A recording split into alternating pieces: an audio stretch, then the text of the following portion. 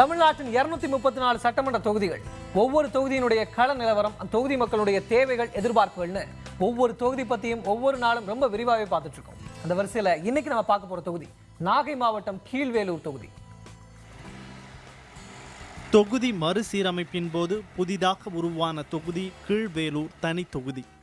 தமிழகத்திலேயே மிக குறைந்த வாக்காளர்களை கொண்ட இந்த தொகுதி நகரமே இல்லாத முழுக்க கிராமங்களை உள்ளடக்கிய தொகுதியாக உள்ளது. இத்தொகுதியில் மொத்தம் 1,59,804 வாக்காளர்கள் உள்ளனர். இவர்களில் ஆண் வாக்காளர்கள் 79,690 பேர், பெண் வாக்காளர்களின் எண்ணிக்கை 80,114. புதிதாக உருவான இந்த தொகுதியின் எம்எல்ஏவாக மார்க்சிஸ்ட் கம்யூனிஸ்ட் கட்சியைச் சேர்ந்த நாகை மாலி இருக்கிறார். திமுக தலைவர் திரு கருணாநிதி பிறந்த திருக்குவளை இந்த தொகுதியில தான் இருக்கு. அதே போல அரசியல் முக்கியத்துவம் வாய்ந்த கீழ்வெண்மணியும் இதே தொகுதியில தான் இருக்கு. இது தவிர வேற என்னென்ன முக்கியத்துவங்கள் இருக்குங்கிறத இப்ப பார்க்கலாம்.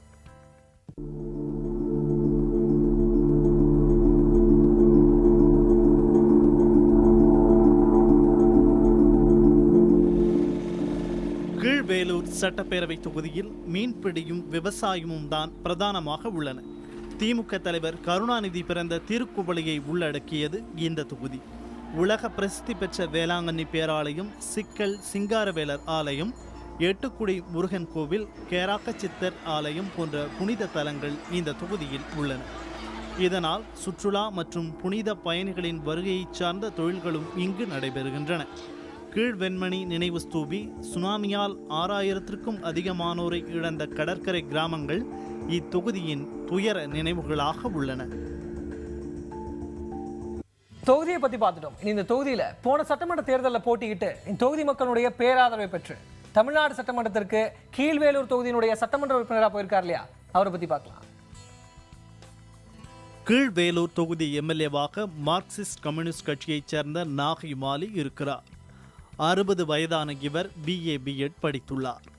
1971ஆம் ஆண்டு இந்திய மாணவர் சங்கத்தில் இருந்து அரசியல் பயணத்தை தொடங்கிய நாகை மாலி 24 ஆண்டுகள் மத்திய அரசின் தொழிலாளர் நலத்துறையில் உள் தணிக்கையாளராக பணிபுரிந்தார். விருப்ப ஓய்வுக்கு பின்னர் மார்க்சிஸ்ட் கம்யூனிஸ்ட் கட்சியில் முழு நேரமாக பணியாற்றி வரும் நாகை மாலி தமிழ்நாடு முற்போக்கு சங்கத்தின் திருவாரூர், நாகை மாவட்டங்களின் செயலாளராகவும் இந்திய தொழிற்சங்கத்தின் மாவட்ட செயலாளராகவும் இருக்கிறார். மார்க்சிஸ்ட் கம்யூனிஸ்ட் கட்சியின் மாவட்ட செயற்குழு உறுப்பினராகவும் நாகை மாலி இருந்து வருகிறார். கீழ்வேலூர் தொகுதியினுடைய சட்டமன்ற உறுப்பினர் திரு நாகை மாலி மார்க்சிஸ்ட் கம்யூனிஸ்ட் கட்சியை சேர்ந்தவர். போன சட்டமன்ற தேர்தலில் அதிமுக கூட்டணியில் போட்டியிட்டு வெற்றி பெற்றவர்.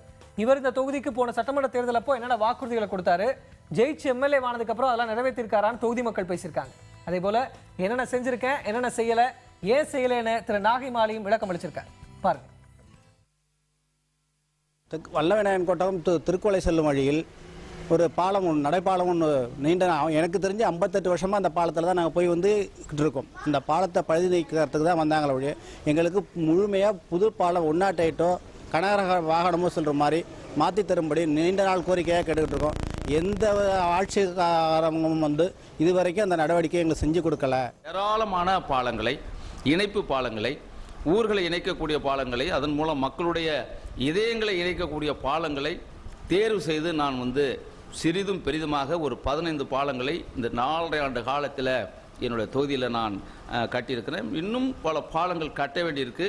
அது சம்பந்தமாக அதிகாரிகளிடம் நான் பேசியிருக்கிறேன். அது சம்பந்தமான கருத்துருக்கள் அரசாங்கத்திற்கு அனுப்பப்பட்டிருக்கிறது. அதையும் விரைவில் கட்டி முடிப்பதற்கான அந்த ஏற்பாடுகளை நான் செஞ்சுக்கிட்டு இருக்கிறேன். பஸ் வசதியோ ஒரு மழை பெஞ்சா நிற்கிறதுக்கு பொம்பளைங்க, லேடிஸுங்க எல்லாருமே பொம்பளைங்க, காலேஜ் பிள்ளைங்க எல்லாரும் ஏறுறாங்க. வயதானவங்க, உணர்வுமற்ற எல்லாரும் ஏறுறாங்க. அந்த இடத்துல ஒரு பேருந்து நிலையங்கிறது அவசியமாக தேவைப்படுது. அது இன்ன வரைக்கும் இந்த ஆட்சியில் எங்கேயும் இது வரைக்கும் செய்யவே இல்லை. கீழ்வேலூரில் ஒரு பேருந்து நிலையம் அமைக்க வேண்டும் என்கிற கோரிக்கையையும் சட்டமன்றத்திலே நான் பதிவு பண்ணியிருக்கிறேன். நான் இப்போ ஒரு புத்தகம், ஒரு நூல் கொண்டு வந்திருக்கிறேன். இந்த 4.5 ஆண்டு காலத்தில் என்னென்ன செஞ்சுருக்கிறேன்னு சொல்லி, அதில் வினா எண் உட்பட என்னுடைய கேள்வியில் அதை நான் கொண்டு வந்திருக்கிறேன். அதில் கீழ்வேலூரில் ஒரு பேருந்து நிலையம் அமைக்க வேண்டும் என்று நான் சொல்லியிருக்கிறேன். அதுக்கு அமைச்சர் என்ன சொல்லியிருக்காங்கன்னு சொன்னால், எங்கே அமைக்கிறதுன்னு இப்போ ஒன்றும் தெரியல, அந்த பைபாஸ் ரோடு வரட்டும், அது எந்த இடத்துல வரப்போகுதுன்னு இது வரைக்கும் தெரியல, ஆகவே அந்த வந்த பிறகு அது சம்பந்தமாக பரிசீலிக்கலாம்னு சொல்லியிருக்கிறாங்க. இப்போ பைபாஸ் ரோடு எங்கன்னு தெரிஞ்சு போச்சு. ஆகவே இது சம்பந்தமாக நான் வந்து மீண்டும் ஒரு அழுத்தத்தை கொடுத்து அரசாங்கத்திடம் அந்த பேருந்து நிலையம் அமைப்பதற்கான ஏற்பாடு நான் செய்வேன். வேதாரண்யம், வேட்டைக்கார நெருப்பு, திருத்துறைப்பூண்டி போன்ற பகுதிகளிலிருந்து பறவை சந்தைக்கு ஆயிரக்கணக்கான மக்கள் இந்த மாம்பழ சீசனில் பெருவாரியான மக்கள் அதை கொண்டு வந்து இங்கே சேர்க்கிறார்கள். அதிக அளவிலே வரும்போது அதை பதப்படுத்துவதற்காக எந்த விதமான ஒரு முன்னேற்பாடும் செய்யாமல் அதற்கான வழிமுறைகளை இதுவரையில் எடுக்கவில்லை. இந்த தொகுதி பிரச்சனை ஏறக்குறைய 200 வினாக்களை 200 கோரிக்கைகளை நான் சட்டமன்றத்தில் பதிவு செய்திருக்கிறேன். பல்வேறு மக்கள் நலத்திட்டங்கள், சாலைகள், குடிநீர், இப்படியான மக்கள் என்னிடம் கோருகிற பொழுது அதை நான் வந்து சட்டமன்றத்தில் நான் வந்து வாய்ப்பு கிடைக்கிற பொழுது முழுமையாக மக்களுடைய கோரிக்கைகளை சட்டமன்றத்தில் நான் பிரதிபலித்திருக்கிறேன். அதன் மூலமாக ஏராளமான பணிகளை இந்த கடந்த 4.5 ஆண்டுகளில் நான் செய்திருக்கிறேன்.